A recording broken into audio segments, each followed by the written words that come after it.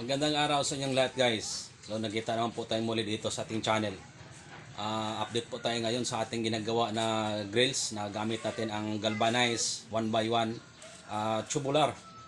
So ang ginagawa natin, guys, ay tapos na nating inasimbol, pinapabricate.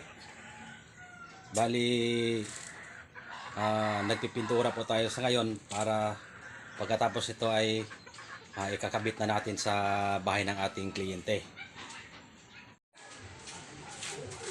Ito po yung ginagawa natin na grills, galvanized tubular 1x1. So tapos na naming pinapabricate. Ang ginagawa natin dito, guys, sa mga dugtungan ay talagang wini-welding po natin ito, pinupulwid yung lahat ng dugtungan. Pagkatapos ginagrind namin para mas pantay siya dito, pantay sa joint. Pangit naman kasi kung hindi natin i-grind, bumubukol-bukol, so pangit siyang tingnan, at saka hindi din yan tatanggapin ng customer natin, masagwa siyang tingnan, guys. Kaya ang ginagawa namin, talagang pinagtsatsagaan namin na ipo-weld itong mga dugtungan. Lahat ng mga dugtungan naka-full weld po yan. Hindi po tayo gumagamit ng epoxy. Yung iba kasi ilang spot lang yung mga dugtungan, tapos nilalagyan ng epoxy, at nang sa ganon ay wala silang makikitang awang.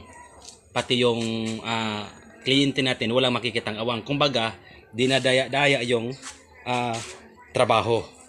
So dito sa atin, guys, hindi po tayo nandadaya ng kliyente natin, kundi kung ano yung pinakamagandang paraan sa paggawa, ginagawa namin, guys, para yung mga customer natin wala naman silang masabi. Kasi nagbabayad naman po sila ng tama kung magkano yung presyo na binigay natin sa kanila. Kaya talagang pinagtiyagaan namin tong i-full weld itong mga dugtungan. So wala po tayong ginagamit dyan na epoxy. Kasi kung lalagyan lang natin ng epoxy yung mga dugtungan, hindi talaga siya matibay. Kasi baka mamaya mga ilang taon bibigay siya, guys. Kaya mas mainam na ipopulweld talaga natin. Yung sa amin, pinupulweld namin to. Yung ibang gumagawa, nilalagyan lang ng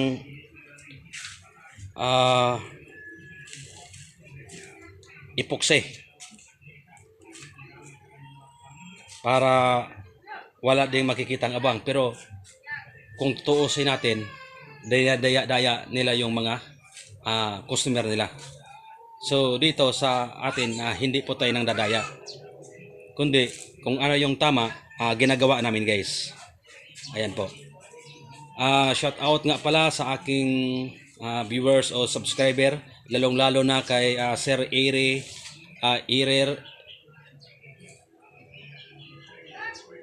Istimber.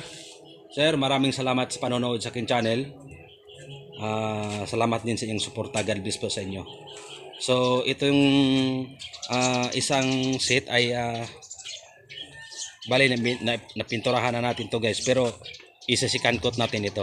Meron tayong finished product dito, ipapakita ko sa inyo, nasa likod.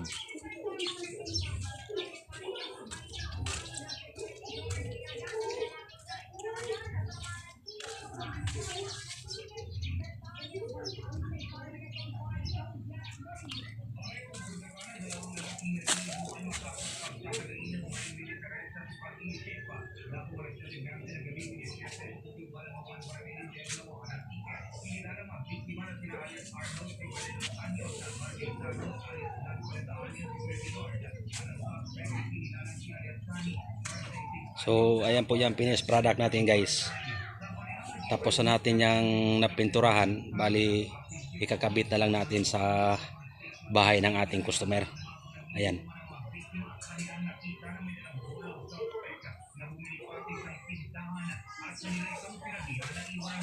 So kung malapit lang ka guys dito sa aming location, maaari po kayong mag-inquire kung mayroon po kayong ipapagawa. Libre naman po yung estimate natin, wala pong bayad.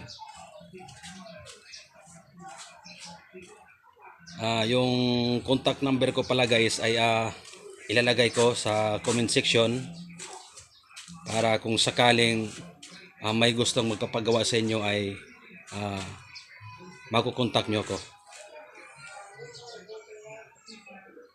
So hanggang dito lang ang video natin. So magkikita-kita po tayong muli sa susunod pa nating mga video guys. Maraming salamat sa inyong lahat. God bless po.